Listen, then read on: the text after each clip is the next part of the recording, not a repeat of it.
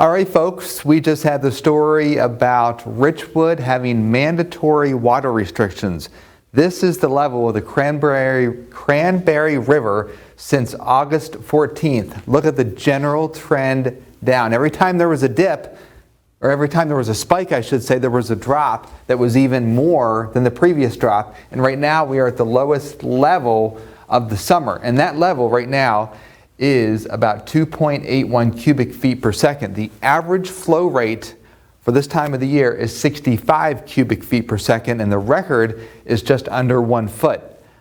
These rivers are running dry and we desperately need the rain. I expect more water restrictions to arise as we go throughout the next 7 days because high pressure is dominating our weather, and that means lots of sunshine and dry weather. Our temperatures are in the upper 70s, and just this month alone, this is the 10th day of September, we are almost 1 inch behind average.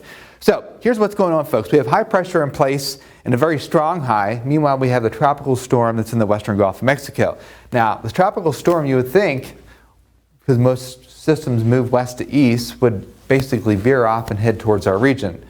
Problem is the high pressure is going to be stronger than the storm system. It's going to weaken it a bit as it moves in our direction. And we have this warmer weather in the plains with temperatures in the 80s in Kansas City and Nashville moving in our direction.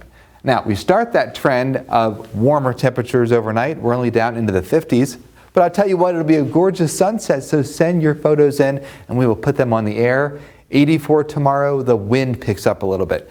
Not going to knock down trees and power lines, 15 to 20 mile an hour winds, but you combine that with the low humidity and we have an elevated fire risk. And high pressure means fewer aches and pains in our ARH More for Appalachia forecast all the way through next week. So here's how it shakes out. Here's the high pressure. And see these lines here? These are isobars, equal lines of pressure. Now the closer they are together, the more wind that we get. And a southeast wind in our region favors downsloping and drying, and we tend to see upside potential with those gusts. So I think by Friday, we'll have gusts to 30 miles an hour with an increase in clouds, but the rain stays to our west across the mid-Mississippi Valley and the Tennessee Valley. So while this area gets flooded, our drought continues to heighten in our region. So do not burn any brush, especially this week, because it's dry and we have the wind and we do not have any rain. So here's the latest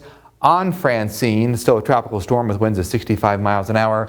It will go up through the Mississippi Valley, and see that arc back towards the west? That's because high pressure is stronger than the storm and it's going to push it, the moisture, farther back.